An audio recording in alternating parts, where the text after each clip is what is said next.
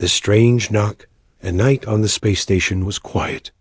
Too quiet. Captain Alex sat alone in the medbay, staring at the dim lights above. The hum of the air filters was the only sound. Most of the crew was asleep. Even the cleaning drones had finished their rounds. Alex was halfway through a lukewarm cup of coffee when it happened. Knock. Knock. It wasn't the sound of a human hand. It was sharper, metallic, like claws tapping on steel. He froze. No one came to the medbay at this hour, unless something was very, very wrong. The knock came again. This time slower, almost. Hesitant. Alex stood, his chair scraping against the floor. "Who's there?" He called, but his voice echoed back in the empty room. No answer. He walked toward the door. His heart was already beating faster. He'd worked on this station for years, and nothing good ever followed a sound like that. The door's sensor light flickered red, then green. It slid open with a hiss, and there she was. Tall, thin, 4 deep black eyes glistening in the low light. Skin like soft stone, glowing faintly with a bluish tint. A creature from the Kalari system. And in her arm something wrapped tightly in a glowing silver cloth. Alex had treated aliens before, but the Kalari were different. They never came to humans for help. In fact, most avoided humans altogether. The war between their people had ended only 10 years ago, and the peace was fragile, like glass that could break with the smallest push. But this woman looked like she didn't care about war or peace. She looked desperate. Her voice was soft, trembling, but carried a strange rhythm like music. "Please, human," she said, each word heavy. "My baby won't wake up." Alex's eyes moved to the bundle in her arms. The cloth shifted slightly, revealing a tiny face. Pale, still, the baby's chest rose only once every few seconds, each breath weak. He stepped closer, slowly, like a man approaching a wild animal that might bolt at any second. "Bring them in," he said quietly. The alien hesitated, glancing down the empty corridor as if afraid someone might see her. Then she stepped inside, and the door slid shut behind her. Alex motioned toward the examination table. She placed the bundle there with careful, almost ceremonial hands. The silver cloth unfolded, revealing the small body.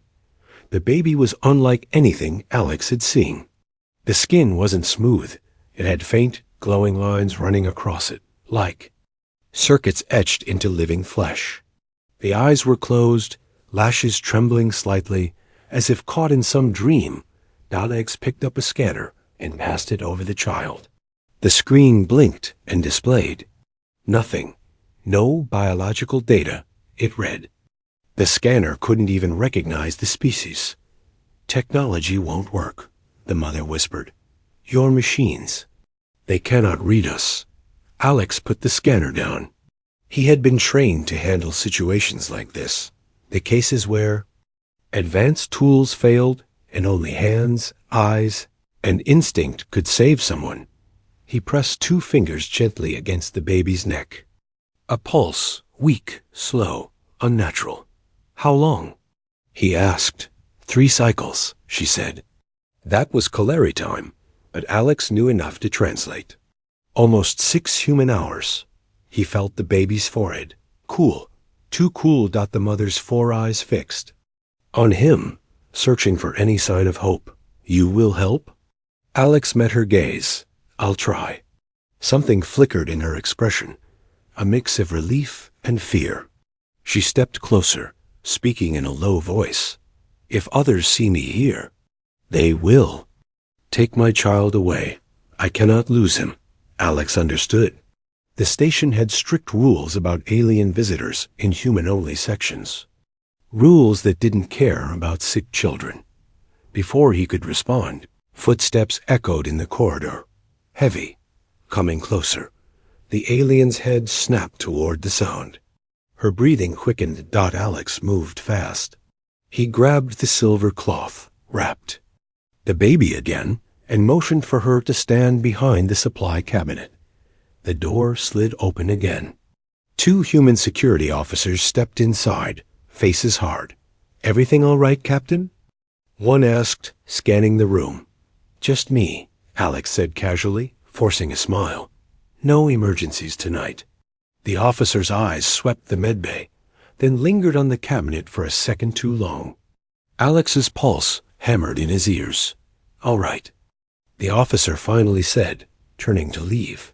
"Stay safe, Captain." The door closed and silence returned. The alien mother stepped out slowly, still holding the baby close. Alex looked at her, then at the child. He didn't know why, but something told him this was no ordinary medical case. This was Bigger Dot, much Bigger Dot, and if anyone found out, they'd all be in danger. Asterisk, the unusual child Alex had seen strange things in deep space creatures that could survive in the vacuum, parasites that whispered in dreams, but nothing like this child. The alien mother stood close, clutching the baby as if the air itself might steal it away. Her 4 eyes followed Alex's every move, reading his face like a battlefield map. "Put him here," Alex said, motioning to the table. She hesitated. "No harm?" "No harm," Alex promised, though he wasn't sure he could keep that promise. "If the baby's condition got worse, she laid the bundle down. Alex peeled back the silver cloth again, slower this time, like unwrapping an ancient artifact. The baby's skin seemed to shimmer faintly, those strange circuit-like patterns pulsing, but not in rhythm with a heartbeat. Alex leaned in. "These markings, are they natural?" The mother didn't answer at first. Then, in a low voice, "Not for my people." That sent a shiver through him. The medbay lights flickered, just for half a second, but it was enough to notice something alarming. When the lights dimmed, the glowing patterns on the baby's skin grew brighter. Alex blinked. "Your child. He's reacting to power loss." The mother's voice was almost a whisper. "He is half yours." The words hit Alex like a punch. Half human, half Kalari. A combination no one talked about out loud because it was nearly impossible. And when it did happen, the child was often hidden away by both sides. Alex remembered the brief war, the propaganda, the whispers that mixed blood children were unstable, dangerous. And now one was here, dying on his table. Before he could ask more, the baby's breathing stuttered. His small chest rose once, then stopped. Damn it. Alex grabbed the emergency respirator and pressed it over the tiny mouth and nose. Nothing. The mother's 4 eyes widened, panic spilling out of her in sharp, rapid breaths. She began speaking quickly in her language of flowing, musical tone that Alex couldn't understand, but he knew it was a plea. The medbay alarm suddenly screamed to life. Not from the baby, but from the station itself. Intruder alert. Alex's stomach turned cold. If the alarm wasn't for them yet, it soon would be. He looked at the mother. "They'll be coming. If they find you here, they will kill him," she finished, her voice now hard. Alex's mind raced.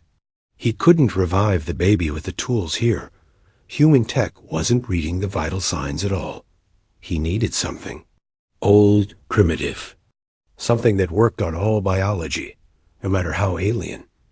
He thought of the old med kits in the restricted lab. No scanners, no AI, just tools from before humanity spread to the stars.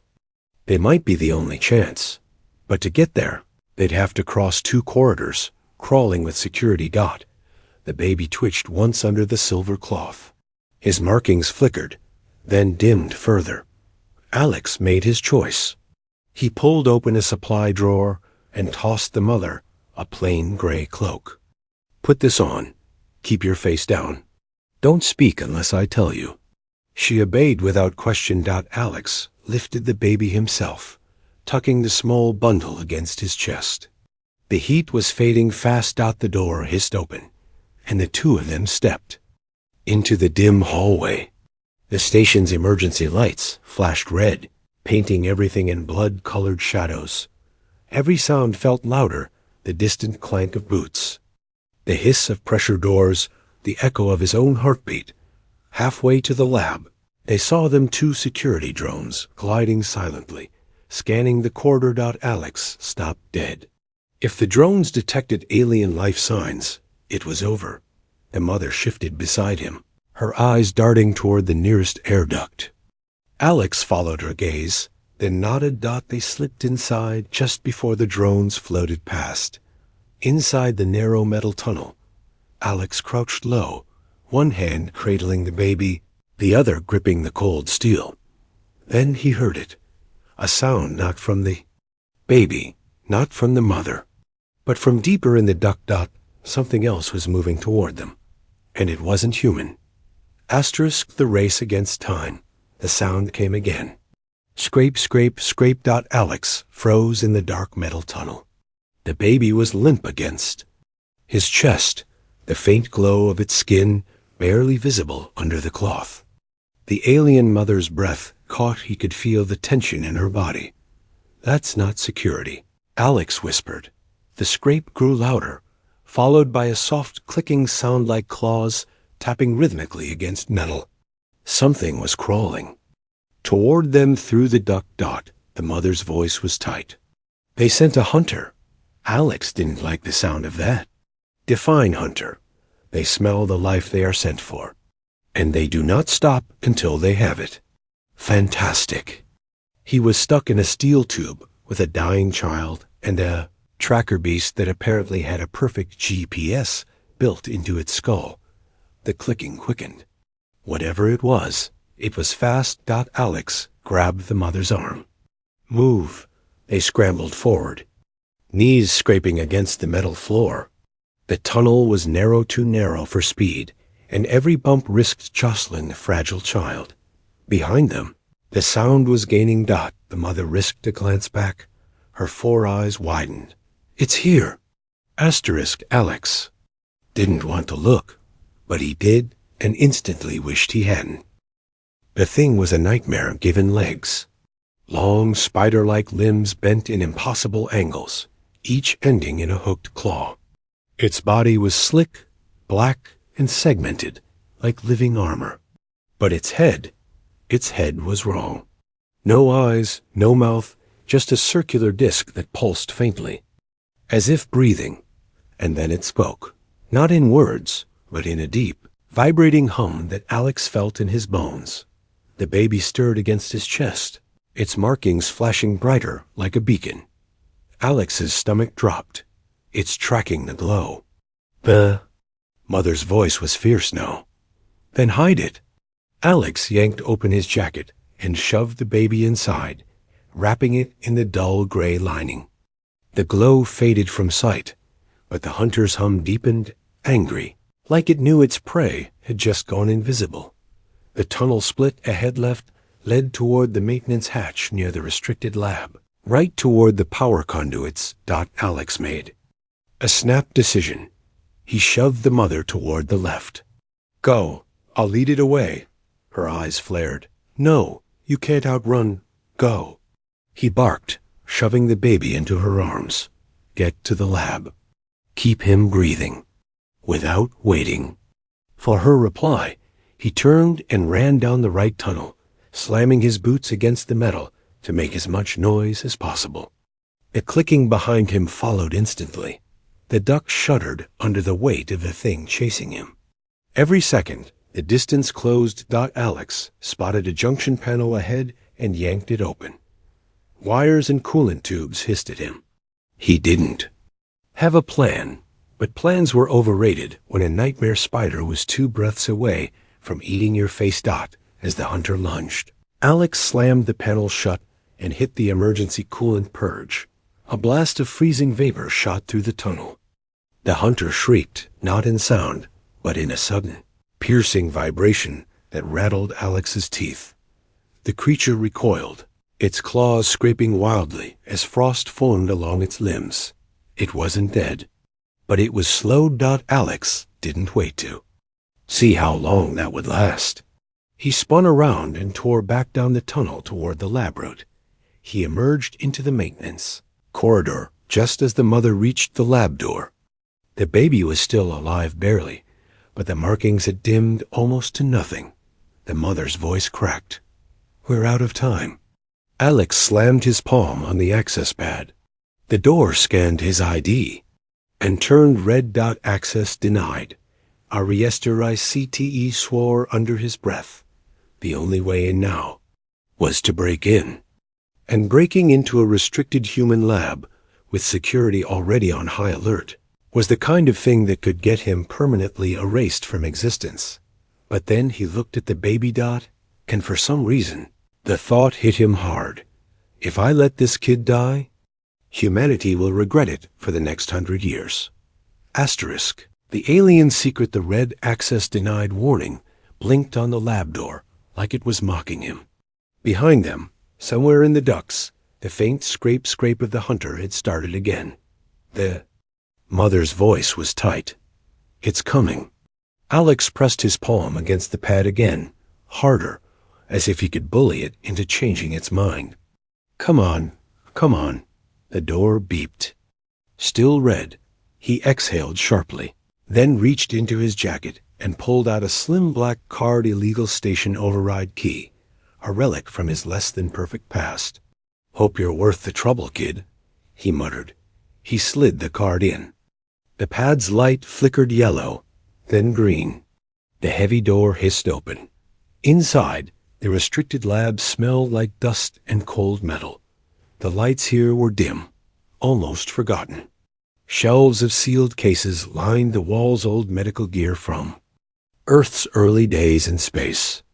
No AI, no automated scanners, just human tools built for hands and instinct. He moved quickly, grabbing an old stasis crib, a manual cardiac stim, and something that looked like a cross between a defibrillator and a sewing kit. Dot, the mother stood near the entrance, rocking the baby gently. Alex could see it now. Each breath was a battle. Then she spoke, so quietly he almost didn't hear it. "You must know why I came to you." Alex looked up, still digging through the shelves. "Because I'm the only medic on the station crazy enough to help you?" She shook her head. "Because he's the only one who can survive. What's coming?" Alex froze. "What's coming?" Her 4 eyes met his. "A sickness. A war. I don't know the human word for it, but it kills whole systems. No species survives. Unless," she glanced at the child, "unless they are both. Both. Half human, half Kaleri. Immune to something that could wipe out billions." Alex's throat felt dry. "And how exactly does the hunter fit into this?" "It hunts him because he is the cure," she said. "And those who control the cure control the galaxy." Before Alex could respond, the lab lights flickered and died. The emergency glow strips lit up along the floor, and in their pale light, Alex saw it. The lab door was still open, and in the doorway, the hunter was there. But this time, it didn't move. It crouched low, claws gripping the frame, as if waiting. Its circular head tilted slightly toward the baby, the faint pulsing light on its face growing brighter. Then, in a soundless shift of movement, it stepped aside, revealing 2 human security officers behind it. Only these weren't the same ones from before. These wore black armor, no station insignia, and their rifles were already raised. One of them spoke, voice calm but cold. "Captain Alex, step away from the alien." Alex's grip on the stasis crib tightened. Not happening. The officer's visor tilted slightly. "You don't understand. That child doesn't belong to her. Or you. It belongs to us." Alex felt the weight of the mother's gaze, the silent plea in all 4 of her eyes. Somewhere deep inside, a decision clicked into place. "Over my dead body," he said. The officer's finger twitched toward the trigger, and then the baby opened. Its eyes, one human brown, One Calleri silver. The lab's glow strips flickered, and every powered object in the room hummed to life. Tools vibrating, screens blinking on, metal rattling on shelves. The hunter froze, claws trembling. The black-armored soldiers hesitated, rifles lowering just slightly. Alex didn't know how or why, but the baby was doing this. And if they didn't get out now, the galaxy would never know why it mattered. Asterisk, the dangerous procedure. The air in the lab turned electric. Every tool, every screen, every metal surface hummed, as if charged by an invisible storm. Alex didn't move. He couldn't. The baby's eyes, one brown, one silver, were wide open now, glowing faintly, the strange circuit-like markings on. His skin pulsing in rhythm with something. The black-armored soldiers flinched as their rifles flickered with static. Tiny arcs of blue lightning crawled along the metal barrels. One of them cursed and dropped his weapon. It clattered to the floor, dead and useless. The mother's voice was sharp, urgent. "He is protecting us, but it will not last." The hunter, still crouched in the doorway, tilted its featureless head. The pulsing light on its face began to dim, almost in submission. Alex's gut told him this was the moment to act. "We're leaving." He slammed the stasis crib onto the table and snapped it open. The thing was old manual locking clamps, no AI. Perfect. The mother hesitated. "If you put him inside, the power will fade." Alex was already prepping the cardiac stim. "If I don't stabilize him now, the power won't matter." The baby twitched, breathing shallow. Alex's hands moved fast manual heart monitor. Leads on the tiny chest, oxygen line to the nose, stim paddles ready. The mother hovered close, her 4 eyes wide. "Your kind heals with shocks?" "Only when everything else fails." Outside, the black-armored soldiers regained their composure. One drew a small sidearm, something mechanical. Unaffected by the baby's power. Alex glanced at them, then at the baby. "No more time." He pressed the paddles gently against the infant's chest. "Come on, kid." A sharp click. A pulse of energy. The baby's small body jerked, then went still. Alex's own heart pounded in his ears. He looked at the monitor flatline. "No," the mother whispered, her voice breaking.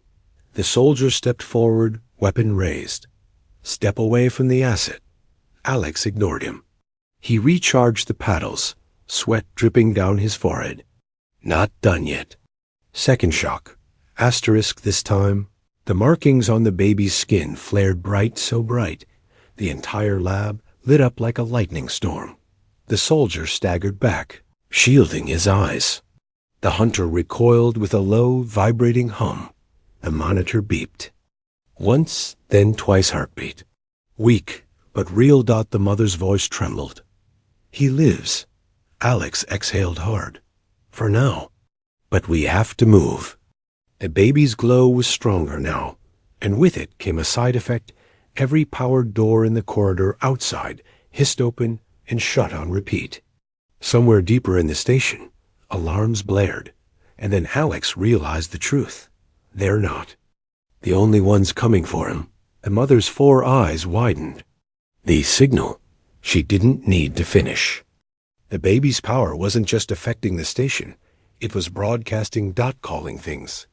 Alex grabbed the stasis crib, locked the baby inside, and shoved it into the mother's arms. "Follow me. Don't stop for anything." Asterisk, they sprinted. Past the stunned soldiers, their weapons useless, their armor flickering with static. The hunter didn't move to block them. It simply tilted its head, almost curious, before vanishing back into the ducts. Alex led them into the maintenance corridor, his boots pounding against the steel floor. The emergency lights flashed faster now, bathing everything in red strobe. Then the floor trembled. The mother's voice was barely a whisper. "They are here." "Who?" Alex demanded, even though he wasn't sure he wanted the answer. She looked at him, her voice cold and certain. "The ones who started the sickness." The moment of truth, the tremor rolled through the corridor again deeper this time, like the station itself had a heartbeat. Only it wasn't the station. Alex felt it in his bones before he heard it. A low, resonant hum, almost like the hunter's, but bigger, hungrier. The mother clutched the stasis crib tighter. They are close. Alex didn't slow. Who's they? The architects, she said, her voice trembling. The ones who made the sickness, to cleanse the galaxy of those who would resist them. Alex's mind raced. He'd heard whispers in old war briefing stories of a species so advanced. They didn't fight wars. They rewrote biology. Entire planets had plagues appear overnight, leaving only the ones they deemed fit to survive. And now, apparently, they were coming here. A sharp hiss of metal cut through the corridor. Alex spun just in time to see the wall split open like paper. Something stepped through. It was tall, at least 3 meters, cloaked in smooth silver armor that seemed to shift and ripple like liquid. No face, just a single vertical line of white light where a head should be. The hum grew louder, and Alex felt his heartbeat stumble, like it was trying to match the rhythm. The mother gasped. Don't look into the light. Too late. The glow flared, and for a second, Alex's vision blurred. A voice not with sound, but inside his head spoke in perfect, cold English. The hybrid is ours. Alex's teeth clenched. Yeah? Well, I'm not in the mood to share. The architect stepped forward. The corridor behind it sealed shut, cutting off their escape. The baby stirred in the crib. The markings on his skin flared, brighter than ever, so bright it painted the walls. In flowing patterns. The architect froze mid-step. The mother's voice was almost reverent. He is resisting them. Alex didn't waste the moment. Move! They ran, the emergency lights flickering faster now, the architect's hum chasing them like a shadow. The corridor opened into the station's gravity. Exchange massive. Circular room, rotating panels adjusting spin for different sections. It was chaos. Sparks rained from the ceiling, alarms screamed, and a dozen zero-gravity maintenance drones floated uselessly in midair. The mother pointed toward a maintenance hatch across the chamber. There. But as they pushed off toward it, gravity cut out completely. They were suddenly weightless, drifting through the air like slow-motion targets. From behind them, the architect glided into the chamber, not walking, but flowing through. The air as if space itself bent for it. The mother held the crib close, twisting her body to shield it. Alex spun midair, pulling himself along a railing toward a nearby control panel. The architect extended one arm, and thin strands of silver liquid shot out, webbing through the air. Reaching for the crib, Alex slammed his hand into the panel and yanked out a live power conduit. Electricity arced wildly in the zero-G, bolts snapping across the chamber. The strands recoiled with a hiss, curling back toward the architect. The baby's glow pulsed once, then a shockwave burst from the crib. Silent but powerful. Every light in the chamber exploded at once.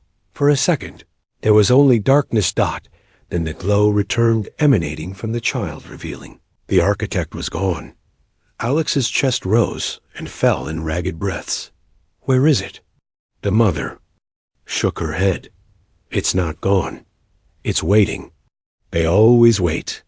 Alex didn't like the sound of that. And then, deep in the walls of the station, a new sound began. Not the scrape of the hunter. Not the hum of the architect. This was many. Dozens. Maybe hundreds. All coming closer. Asterisk, the unseen threat. The sound filled the station like a swarm of nightmares, hundreds of feet. Claws and metallic limbs moving in unison. It came from every direction. The floors, the walls, even the air ducts. The architects weren't sending just one. They were sending all of them. Alex's pulse hammered as he and the mother floated in the dark gravity chamber, the baby glowing faintly between them. We need To move, now. The mother's 4 eyes scanned the rotating panels. The escape pods are sealed. Alex already knew that. The architects weren't just hunters, they were tacticians. They'd trapped the prey before they ever made the kill. But Alex also knew the station's blueprints like the back of his hand. There was one way out, one suicidal way, but it was better than dying here. The vent shaft, he said. It's connected to the waste ejection system. If we time it with a purge cycle, it'll throw us into space. The mother's voice was flat. You mean, throw the child into space? No, Alex said, locking eyes with her. I mean all of us. Before she could argue, the first of the swarm arrived. The walls near the hatch split open, and sleek, silver forms poured. In smaller than the architect from before, but faster, their limbs moving like liquid knives. Their vertical face lines pulsed in unison, creating a low, droning hum that made Alex's teeth ache. The baby's glow brightened. The swarm hesitated, then lunged. Go. Alex shoved the mother toward the far hatch, pushing off a wall to follow. The zero-G turned every movement into a slow, desperate ballet. The first hunter drone streaked past Alex, claws snapping. He caught its limb mid-air and slammed the power conduit against it. Sparks burst like fireworks, and the machine spasmed before drifting lifelessly. But more came. Too many. The mother reached the vent shaft first, slamming her hand on the manual release. The circular hatch groaned open, revealing a narrow, dark tube. Inside, Alex shouted, kicking off toward her. They slipped into the shaft, just as the swarm flooded the chamber behind them. Inside. It was pitch black, the only light coming from the baby's soft, rhythmic glow. The hum of the swarm grew louder. It was only seconds before they found another way in. Alex grabbed the manual purge lever at the far end of the shaft. Once I pull this, we get 10 seconds before we're in open space. You hold on to him, no matter what. The mother's voice trembled. And you? Alex gave a small, lopsided grin. I'll hang on too. I'm just not as pretty about it. The baby stirred again, his markings flaring one last time bright enough to cast shadows even in the dark. And then Alex realized something. The light wasn't just random dot. It was a pattern. A signal. Kid, you're calling for help, aren't you? The mother's eyes widened. If he is, we don't know who will answer. The swarm's hum grew deafening now. The first silver claw punched through the shaft wall, inches from Alex's face. No more time. He yanked the purge lever. A deep alarm blared. The shaft began to rumble. Behind them, the swarm shrieked not in sound, but in a metallic vibration. That rattled Alex's bones. And dash violence. Air roared past them as the shaft decompressed, pulling them toward the cold black void.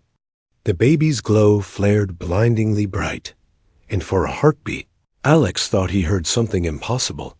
A voice, faint and human, saying, "Hold on, we've got you." They were thrown into space, tumbling end over end. The swarm tried to follow, but was ripped apart by the blast of debris. As Alex's vision blurred from the vacuum's pull, he saw shapes in the distance, dark, angular ships cutting through the void toward them. Not human. Not Kolari. Something else. The mother's voice was faint in his coms. They came for him. Alex, half conscious, managed a tired grin. Let's hope they're the friendly type. The last thing he saw before blacking out was the baby's glow, steady and strong, against the endless stars.